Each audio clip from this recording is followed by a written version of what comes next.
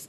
And last week alone, the administration doubled our allocation to pharmacies to over 2 million doses across 7,000 pharmacies. With that, Darlene, why don't you kick it off? Great. I have a question to start off with about Neera Tanden.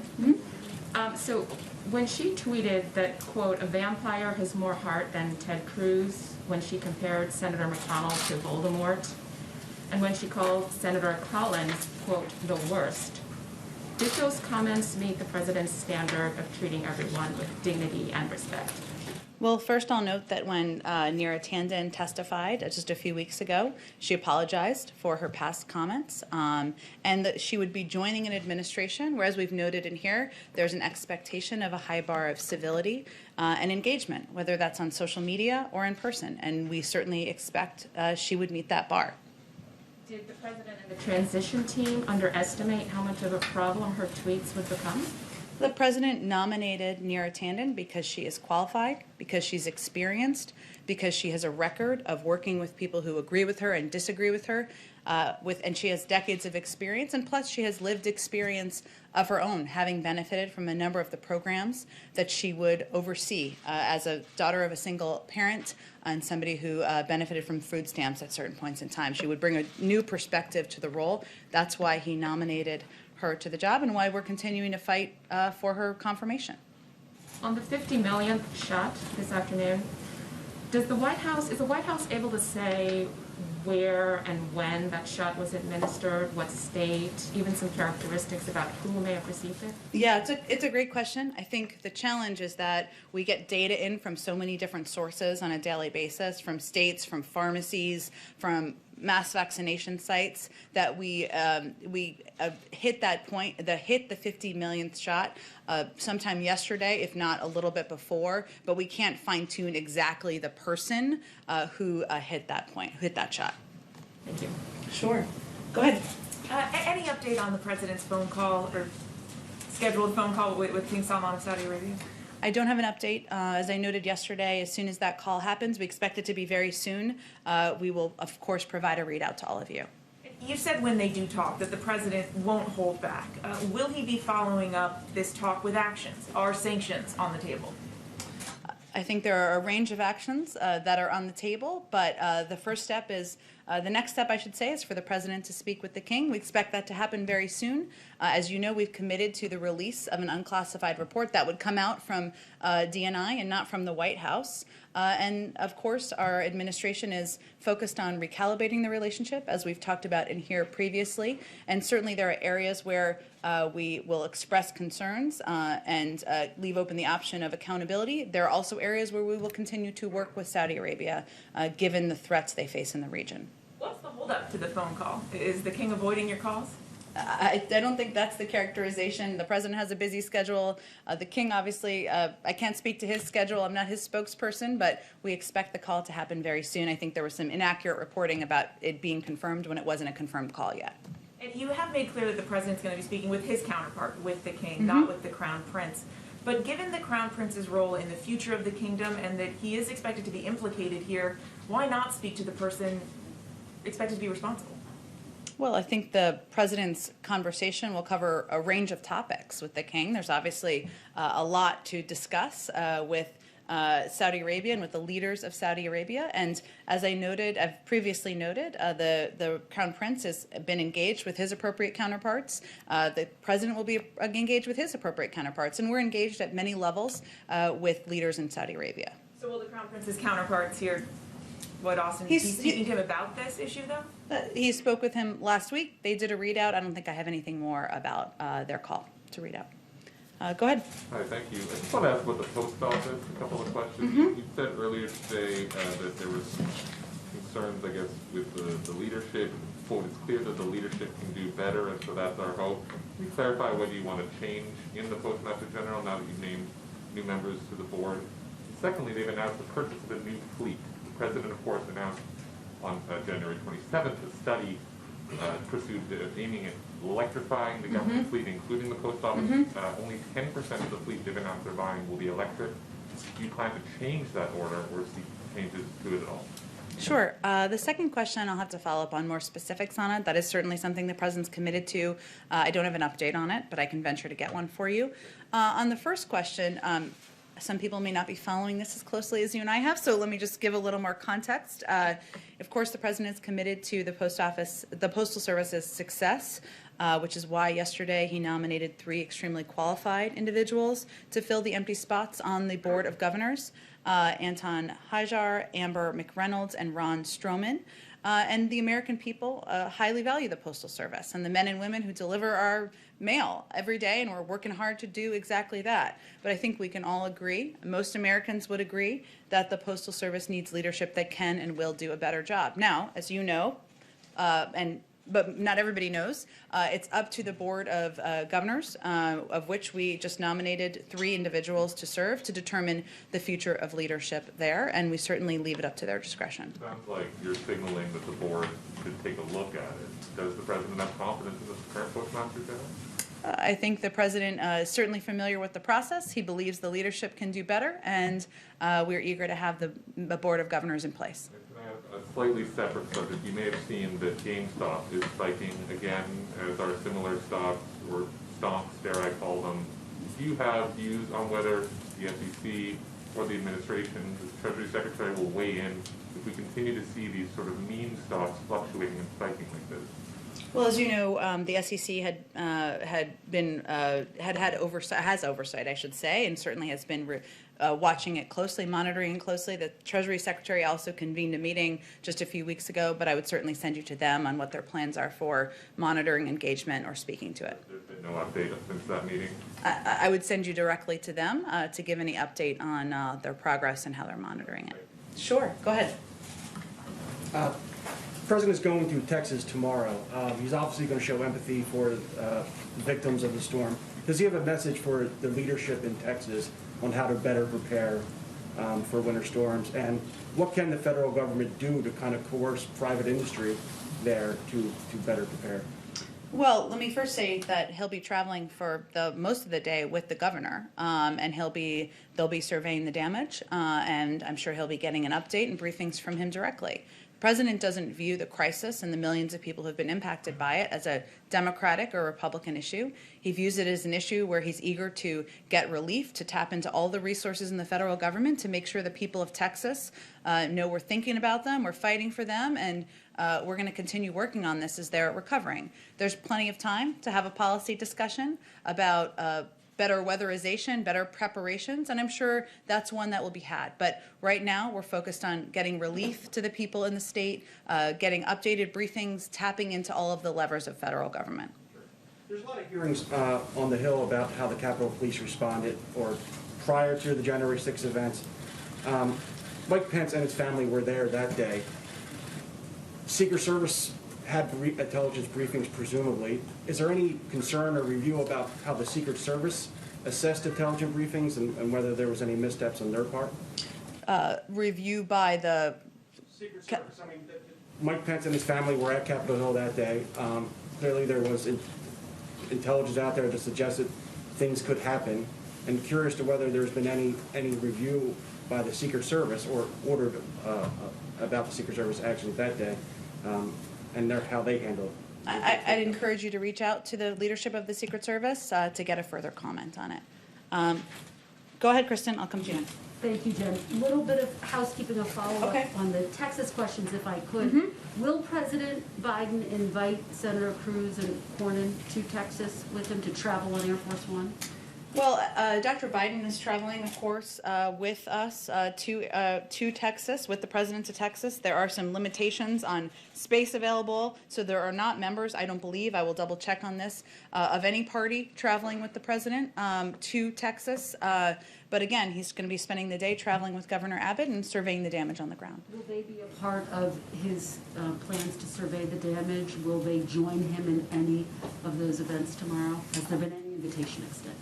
I'm happy to follow up on it for you, Kristen, but I'm not aware of their plans to participate in the events tomorrow, but I can check. Okay, I want to ask you about the uptick in migrants at the border. Some members of the Democratic Party are displeased with the way the administration is handling children who are being held at the border. Alexandria Ocasio-Cortez tweeted this, quote, "This is not okay, never has been okay, never will be okay, no matter the administration or party." Is this a failure on the part of this administration?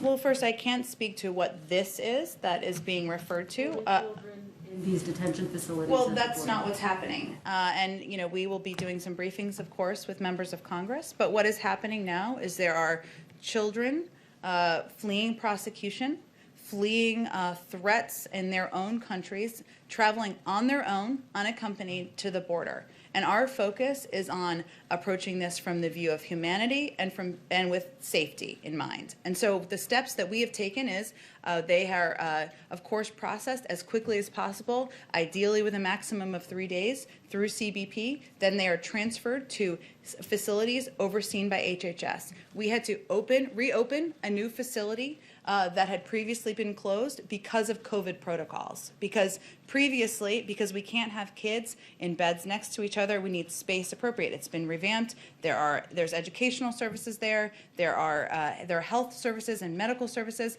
But our objective is to move them as quickly as we can to families that have been vetted and to, of course, reunite kids with their families. How do you respond to Alexandria Ocasio-Cortez, then, who says she sees these images and it's not okay, from her perspective? Well, look, we will work, of course, with Congresswoman Ocasio-Cortez on a range of issues, and we look forward to doing that. What I'm conveying from here is what the actual circumstance is on the ground and the tough choice that we have had to make. There are only a couple of options here. So either we send kids back to a very dangerous journey back to their countries. That's not a good option. I don't think anyone would support that option. We send them to families that have not been vetted. We've seen challenges with that in the past where kids have then been trafficked. That is not a good option in our view. Our best option in our view is to get these kids processed through HHS facilities where there are COVID protocols in place, where they are safe, where they can have access to educational and medical care. There are very few good options here, and we chose the one we thought was best. And I just want to ask you about CPAC. I know you got some questions about this yesterday. If I could try again, based on our reporting, former President Trump is going to be talking about President Biden's immigration policies. He will point to the uptick in migrants coming to the U.S. How is the administration planning to respond? Well, we're not looking to former President Trump or any of his advisors as a model for how we're approaching immigration. In fact, we're in the circumstance we're in because not only was their approach inhumane, it was ineffective. And so we're going to forge our own path forward. We'll see what he says, but our focus is certainly not what President Trump is saying at CPAC. Go ahead. Thank you, Jen. The head of the group the president is going to meet with today, the National Governors Association, Andrew Cuomo, is being accused of sexual harassment by a former staffer named Lindsey Boylan. She says that Cuomo, while he was governor, gave her an unwanted kiss on the lips. He asked her to play strip poker. Is the White House worried about this becoming a distraction from an important meeting about COVID response? Well, let me first say that the president has been consistent in his position. When a person comes forward, they deserve to be treated with dignity and respect. Their voice should be heard, not silenced, and any allegation should be reviewed. Governor Cuomo is also the governor of one of the largest states in the country that has been one of the hardest hit, with millions of people still suffering from an ongoing pandemic and an economic crisis. And our focus is to continue working with governors from across the country, from a range of states, on how we're helping people in their states. He also is still head of the National Governors Association, hence he's at the event today. And to him being in charge of the governors and in charge of such a big state, will the president talk to him about these accusations from Democrats in the New York legislature that Cuomo misled the public about deaths in nursing homes throughout the pandemic?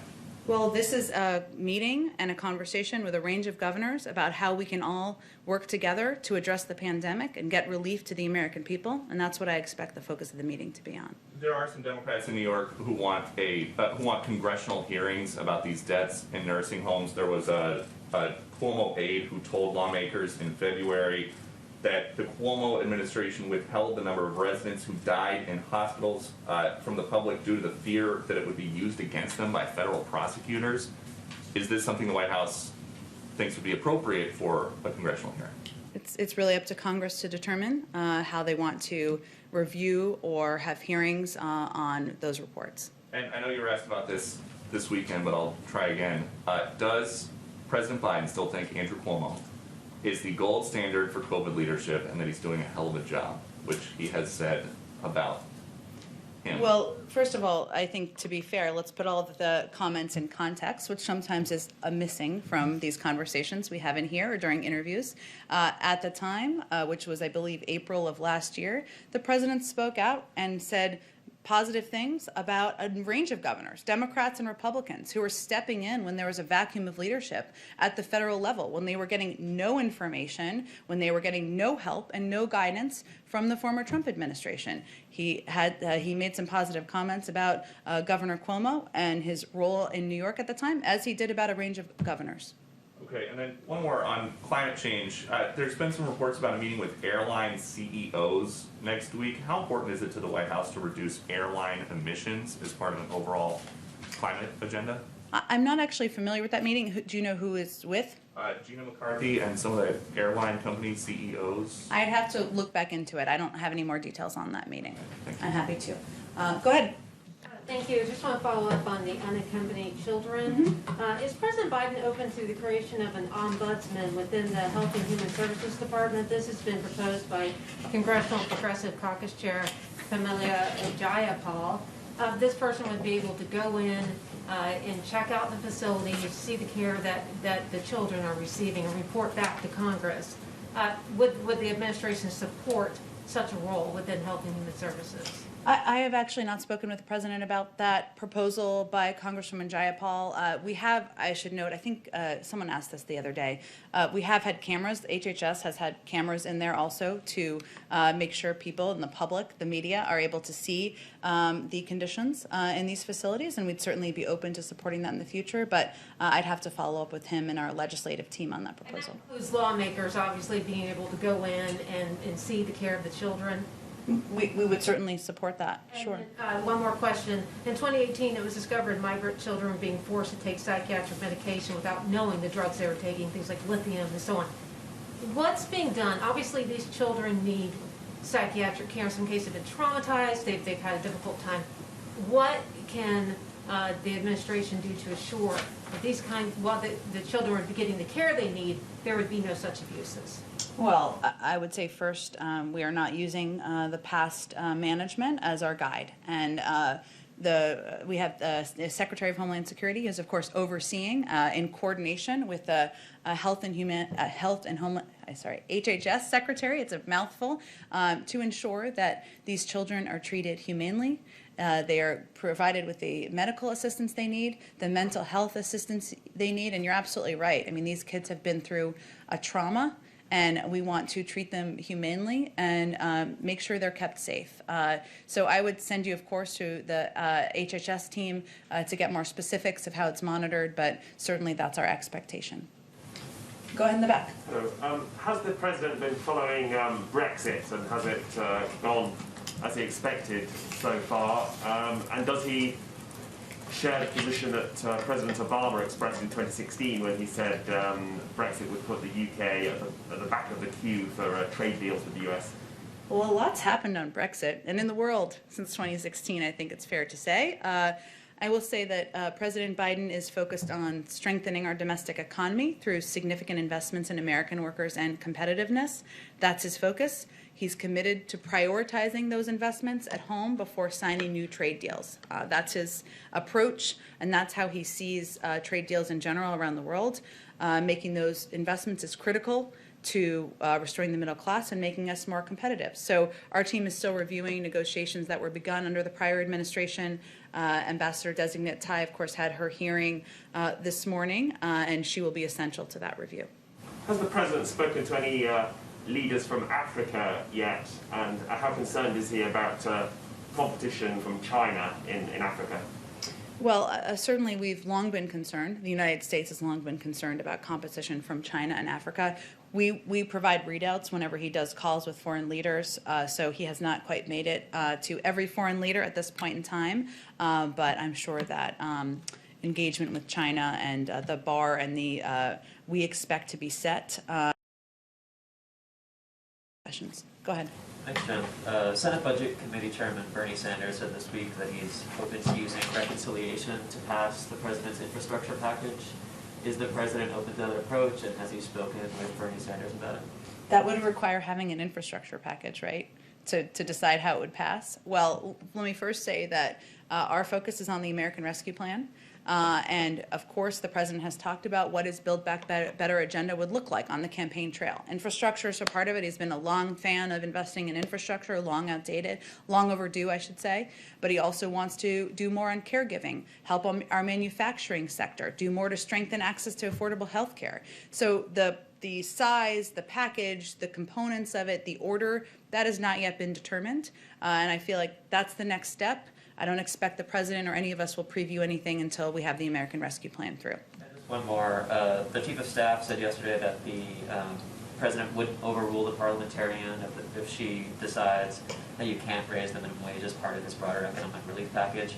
If that is the decision, what's the next step on raising the minimum wage? Does he expect to introduce a standalone bill? Would it be part of this upcoming economic, broader economic? Well, first let me say it would be a serious step for the vice president to take that step, and obviously she and the president respect the historic institution of the Senate. It would also require 50 votes. So it's not just a standalone step that any vice president could take. In terms of the minimum wage, we're still waiting for the conclusion of the parliamentarians' view on whether or not the raise in the minimum wage can be included, I should say, in the American Rescue Plan. That's where the process is at this stage in time. The president included an increase in the minimum wage because he believes it should be, it's long overdue, and American workers should not be struggling to make ends meet. But that's the next step, and we'll have to go from there. And just one more. Is the administration considering easing social distancing rules for unaccompanied minors in these detention facilities to allow more unaccompanied minors to be in the facility? I'm not aware of that consideration. I mean, one of the reasons that we opened this facility, revamped this facility, is because we did not want to put unaccompanied minors at risk, and we obviously follow CDC guidelines, which is 6 feet of separation. So my expectation is we would continue to follow those guidelines. Go ahead. Thanks, Jen. So March 21st is coming up as the first anniversary of border restrictions between the U.S. and Canada and Mexico. Back in October, Republicans and Democrats in Texas demanded that the Trump administration release a plan for reopening the border. These restrictions have obviously divided families, they've devastated the economy on the border. Can we expect a plan from the Biden administration anytime soon on potential border reopenings, and what would the parameters for that look like? I do expect there will be more on this soon. It would likely come from the State Department, so I would send you to them for an update on the status and the timeline. Go ahead. Thank you very much, Jen. I wanted to ask about the domestic terrorism review. The president asked for a 100-day domestic terrorism review. He had the DNI take charge of that and work closely with the FBI and DHS. What does the president expect to come out of that review at the end of 100 days? Does he want to see a report, a list of recommendations? What is he expecting to see, and what would we expect to see out of that review? Well, we have more than 60 days left until we hit 100 days. In terms of the format of what the review will look like, I would expect some form of a report. I don't know yet if it will include specific recommendations or if it will then launch a policy process. I can talk to our team and see if there's more specifics. Has the president been briefed and updated on the progress of that review? We're about 35 days into it. As you know, the president has daily meetings as a part of the PDB, and certainly tracking threats to our homeland is a part of what's discussed there, but I don't have any update for you on updates on the overall report that's not due for more than 60 days. And what's the president's assessment now of the threat from domestic terrorism? We obviously saw domestic terrorists involved and armed groups involved in the January 6th insurrection. In the subsequent weeks, how has that changed? Well, the reason that he asked his national security team to do a comprehensive review was so that he wasn't looking at it, and we weren't looking at it through the prism of one event versus another event or through a political lens. So I'm not going to be able to offer for you a day-by-day or week-by-week assessment. We're going to wait for this review to conclude, and then we'll use that as guidelines for our process and our policies moving forward. Go Go ahead, George. Thanks, Jen. I have a question for myself and then one for reporters who can't be here. On the budget, new presidents put their own stamp on the budget, and all recent new presidents have given a speech in February that talks about the budget, and then within a month or so submitted their revisions. Can you talk about what the president's timetable is, and given, and how much it's affected by the fact that the pandemic, the less than cooperative transition, and the failure to confirm a director? Sure, George. Well, the president is certainly looking forward to sharing his budget priorities for the fiscal year with Congress and, of course, the American people as our nation faces unprecedented challenges. We anticipated during the transition, and we talked about it a bit during the transition, that the budget would be delayed due to some intransigence we encountered from political appointees at OMB during the transition. Those roadblocks definitely delayed the process. We have a strong team in place, of course, at OMB, many of whom are career officials who are working through administrations to put budgets together. But the lack of a confirmed head of OMB certainly doesn't help to expedite the process. So we certainly anticipate it will be delayed. I don't have an exact timeline on it, but I wouldn't expect a budget rollout or announcement in February. Do you think it would be possible to give that kind of traditional speech, or does the pandemic make that impossible? A traditional budget speech? Speech to Congress. Well, I think we would be looking at a non-traditional approach to a joint session. I don't have any update on what that will look like at this point, simply because I don't think anyone could envision 500 members of Congress in there with a president of the United States during a pandemic, but I don't have any updates on the timeline or format. And the one from other reporters is sort of a follow-up to your earlier answer. When you do make the declassify the report on Saudis, will that come at the same time as you announce any kind of sanctions or actions, or is that a separate timetable for those two? I'm not going to be in a position to preview that. I would just say the unclassified report would be released from DNI, not from the White House. And I would just broadly remind you that oftentimes any actions related to global issues or don't come out of the White House. They come out of a range of agencies, but I don't have anything to preview for you at this point in time. Go ahead, Lala. Thank you. I would like to ask you about India and Pakistan today announced ceasefire along the shared border, including land of control. This was the first time, I think, after 2003 that they have announced this kind of ceasefire. What has White House to say on this? Well, the United States welcomes the joint statement between India and Pakistan that the two countries have agreed to maintain strict observance of a ceasefire along the line of control starting on February 25th. This is a positive step towards greater peace and stability in South Asia, which is in our shared interest, and we encourage both countries to keep building upon this progress. Do you think is Pakistan doing enough in the fight against terrorism? I'm sorry, the masks always make it hard to hear people in the way back. Can you say that one more time? Is Pakistan doing enough in the fight against terrorism? Well, of course, we remain closely engaged with a range of leaders and officials in the region, including those in Pakistan. But in terms of an assessment of that, I would point you to the State Department or the Intelligence Department. Yesterday, President issued a proclamation in which he revoked his predecessor's policy on issuing of new green cards to those people who are outside the country.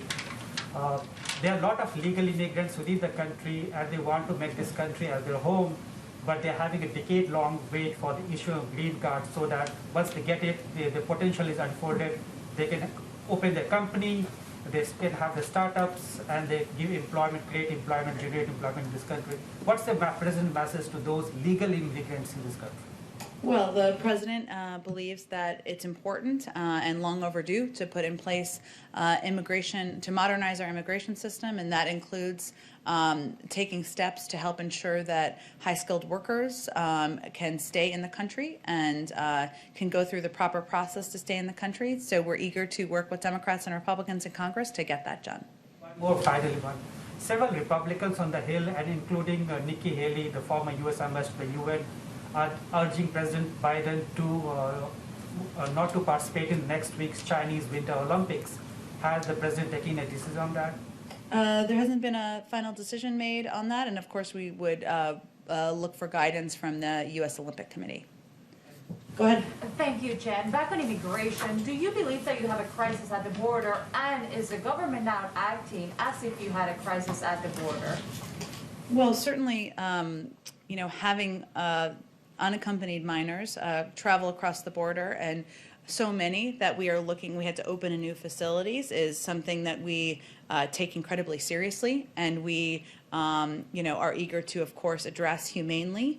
And with the focus of keeping them safe. I don't think I'm going to put new labels on it from here or from the podium, but it is a priority of the administration. It's a priority of our Secretary of Homeland Security, and certainly of the President, who's kept abreast of the developments. On family reunification, the pro bono lawyers that have been working with the families and trying to get them together announced yesterday that about 100 families have been reunited from those 600 kids that were in the system and lost. Has the government been working with those pro bono lawyers as well to get that process going? Well, this program is being overseen, the Family Reunification Task Force, by the Department of Homeland Security, by our Secretary of Homeland Security. Of course, he will be doing an official report at about the 120-day mark, but I would send you to them for any updates or status of our work with those lawyers. And on the Texas ruling about the 100-day moratorium on deportation, will the government appeal to a higher court? Will the legal process continue? Well, let me first say a couple of things about this, because we haven't talked about this in the last couple of days. The pause on deportations was a time to reset our enforcement priorities so that we focus on threats to national security and public safety, as opposed to mothers and fathers who are longstanding members of our community, who are in many cases performing essential work during the pandemic. So the Department of Homeland Security has put in place interim enforcement priorities and is reviewing the prior administration's policies and practices. The court's ruling still allows us to do this. In terms of next steps or how we will approach it from here, I would send you to our Department of Justice. And will the President address immigration at all down in Texas tomorrow? The President will be certainly speaking about COVID and addressing the pandemic. He will also be speaking about the impact of the storm on the people of the state. And I know immigration is an issue on the minds of many people there, but I don't have anything to preview in terms of whether he'll address it while he's there. Go ahead, Josh. Ahead of the vaccine event this afternoon, the President has made equity a key part of his response. Some mixed results on that. Some states have no data, for instance, on race of people vaccinated. Other states, the data is showing that white and Asian people are getting the vaccine disproportionately as compared to Black and Latino people. Does the President think enough is being done with regards to equitably distributing the vaccine? The President has always known from the day he took office, and as has the Vice President, that ensuring that we equitably distribute the vaccine would be a big challenge because there was a lack of accurate data, as you referenced, because it is challenging. You have to use a number of approaches to get into communities where there is vaccine hesitancy, which is an ongoing issue that we're working to address. So, of course, he feels that there is more that needs to be done, and that there is more that across his team he will continue to encourage people to take action on. Now, there are a number of steps, including partnering with community and faith-based organizations, enhancing public transit options, working, of course, distributing vaccines to pharmacies, opening mass vaccination sites, that we are taking as an administration to more equitably distribute the vaccine. But there's more work to be done, and we expect as we get to the point where there are enough vaccines for Americans, 300 million by the time we get to the end of July, or if not sooner, that one of the challenges will be, ensuring it's equitably distributed and that people who are have a history of vaccine hesitancy take the vaccine. Go ahead. There are reports that if Congress launches a 9/11 style commission to investigate the January 6th insurrection, Nancy Pelosi would want it to have 7 Democrats and 4 Republicans as part of the makeup. Would the White House be satisfied with that, or would you rather see it more evenly distributed by party? We leave that up to Congress, leaders in Congress, to determine what that will look like. And on immigration, why does the White House think there is this surge of unaccompanied children right now? Your critics are saying it's because you're not sending anybody back, any of these unaccompanied children back. Do you share that? Well, I think there's a couple reasons. One, there's conditions that are in these countries that we have not done enough to help improve. And that's why there is funding in the president's immigration bill, and why one of the reasons we're eager to have it passed. We don't feel that sending unaccompanied minors, kids, back to take a dangerous journey is the right step to take. And that's not something that we're going to do as an administration, and it won't be our policy. But we always need to keep communicating more effectively about how this is a dangerous time to travel. This is a dangerous time for families to come, for children to come, and we'll continue to work to do that more. And when the president had half a dozen Republican lawmakers in the Oval Office yesterday, they came out, they shared, they thought it was a good meeting, but they said the COVID-19 rescue package never came up. Why not? Well, did they raise the COVID-19 rescue package? I don't, the president says that he makes it a top priority. He talks about it with great urgency. He could have brought it up, and I'm just curious. Well, the meeting was about a supply chain executive order, something that there is a great deal of interest on and bipartisan support for. The only time the president talks about the American Rescue Plan is not in meetings in the Oval Office. He picks up his phone and calls Democrats, Republicans, and others on a regular basis. And I think he's used every opportunity he has to make the case publicly, to have those conversations. And it's probably why more than 70% of the public, including the majority of Republicans, support the plan. So that is not a signal that the president has conceded he's just going to pass the package with Democrats? Hardly. Look, I think the president's view is that this is a package that will help get the pandemic under control. It will help put people back to work. If somebody has a better idea, by all means, bring it forward. We have not seen one. This is a plan that he remains committed to, and he is hopeful that Republicans, many in Congress, will follow what their constituents want. And the American people clearly want this rescue plan passed. They clearly want money for vaccinations. They clearly want schools to reopen and funding to reopen schools, and they clearly want direct checks. So hopefully members will listen to that, and we have plenty of time for Republicans to vote for the package. Thank you, everyone. Thanks, Jen.